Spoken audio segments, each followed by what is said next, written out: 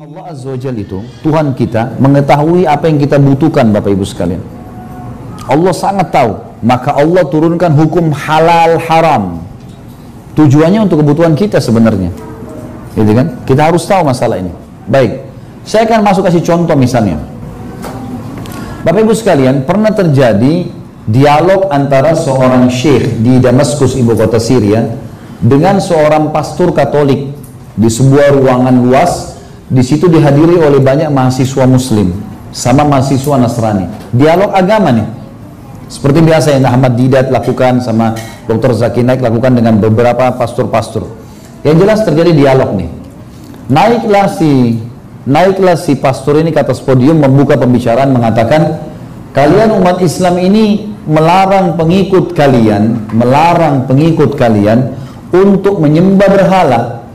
Nggak boleh sembah patung, nggak boleh sembah pohon, nggak boleh pakai jimat. Tapi kalian sendiri semuanya menyembah berhala. Buktinya kalian sujud menghadap Ka'bah. Ka'bah itu juga berhala, batu. Bedanya yang disembah oleh orang misalnya patung hewan, ini kalian rumah. Secara akal benar juga gitu kan. Jadi itu kalian sembah berhala juga sama. Yang kedua, ini jadi saksi bahasan kita. Kalian mengharamkan babi dengan alasan salah satunya babi makan kotoran. Sementara saya bisa buat peternakan, kata si pasturnya, peternakan di Eropa, peternakan babi terbesar di Eropa, saya akan minumkan susu, saya makankan daging sama sayuran, nggak ada penyebab haramnya. Sementara kalian umat Islam makan ayam, ayam itu makan kotoran. Ini dua syubhat, dua alasan dia ingin menyerang Islam. Tapi subhanallah, Allah selalu menyiapkan orang yang bisa membela agamanya ya. Berdiri si syekh ini mengatakan, pastor, sudah selesai sudah, baik, Anda tetap di podium, saya jawab sementara saya di sini, karena dia mau berikan petunjuk kepada anak-anak muslim di sini. Ini pertanyaan ringan, bukan berat. Maka dijawablah sama dia bilang, kalau yang pertama Anda mengatakan kami menyembah berhala Ka'bah, Anda keliru. Kami tidak menyembah Ka'bah. Yang kami lakukan adalah menjalankan perintah Tuhan kami, sujud menghadap Ka'bah. Kasusnya perintah, bukan tempatnya. Kalau perintah Allah sujud ke lautan, kami sujud ke lautan. Ke pohon, kami ke pohon. Perintahnya ke Ka'bah. Ka'bah itu sebuah rumah. Dan Anda perlu tahu, Ka'bah itu kalau mau rubuh direnovasi oleh umat Islam. Ka'bah itu berapa kali renovasi? Simbolik saja, gitu kan? Nggak lebih daripada itu. Allah suruh kita hormati, iya. Allah suruh hadapkan kiblat, iya. Allah suruh kita tawaf, iya. Allah sujud menghadap sana, iya. Tapi nggak lebih daripada itu. Makanya sahabat Nabi Umar bin Khattab pernah berkata, Umar ini orangnya tinggi besar ya. Kalau dia duduk di atas kuda, kakinya sampai di tanah. Jadi 2 meter lebih tingginya Umar itu. Kalau berdiri mungkin seperti pintu ini gitu. Yang jelas, Umar radhiyallahu anhu ini itu pernah di musim haji di zaman khilafahnya beliau lagi tawaf lewat di depan Hajar Aswad. Apa kata Umar? Hai Hajar Aswad. Dia sengaja mau dengarin orang-orang di situ.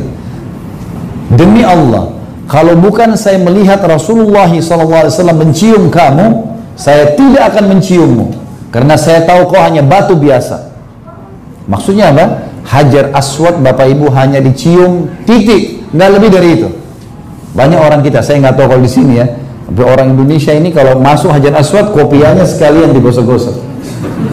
Kenapa Pak? Wangi. Ya pastilah wangi. Sekarang bayangin jutaan orang cium, lalu nggak dikasih minyak wangi, bau apa kira-kira Hajar Aswad? Harus pakai akal sehat. Sunnahnya mencium, nggak lebih dari itu kok. Itu kata Umar gitu kan. Ada juga banyak orang-orang, saya tidak tahu juga kalau di sini ya, tapi banyak orang-orang kita masuk ke Mekah, Ka'bah, bawa gunting kiswahnya Ka'bah, bukan untuk tahallul, untuk gunting kiswah. Gunting, kemarin orang Indonesia itu ditangkap tuh gara-gara gunting. Orang kan gunting biasa kecil ya, ini besar tuh. Bawa pulang jadikan jimat, soalnya digunting-gunting bawa jimat tuh. Ini apa? Kiswah itu dibuat oleh kerajaan Saudi, ada tempat pembuatannya di Mekah ada, untuk memperindah Ka'bah. Nggak lebih dari itu kok gitu kan. Jangan salah ini gitu. Tapi orang banyak salah pahamin. Ringkas cerita kita kembali ke tadi. Kata syekhnya, kami tidak menyembah Ka'bah, tapi kami sujud menghadap Ka'bah Dan kami hormatin karena perintah Tuhan kami Allah. Tidak ada alasan lain. Yang kedua, masalah babi sama ayam. Ini kita lihat bagaimana hikmahnya ya, luar biasa jawabannya. Tuhan ternyata syekhnya ini mengikuti perkembangan teknologi dan ilmu pengetahuan disatukan dengan masalah hukum syar'i. Jadi ternyata Bapak Ibu sekalian, hewan yang dimakan dagingnya itu bisa, selain, ini penelitian terakhir ya, selain bisa menjadi nutrisi buat manusia dagingnya, juga bisa mentransfer sifat.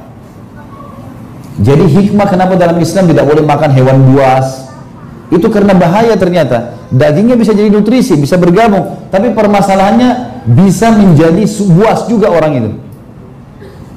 Nah ini penelitian terakhir.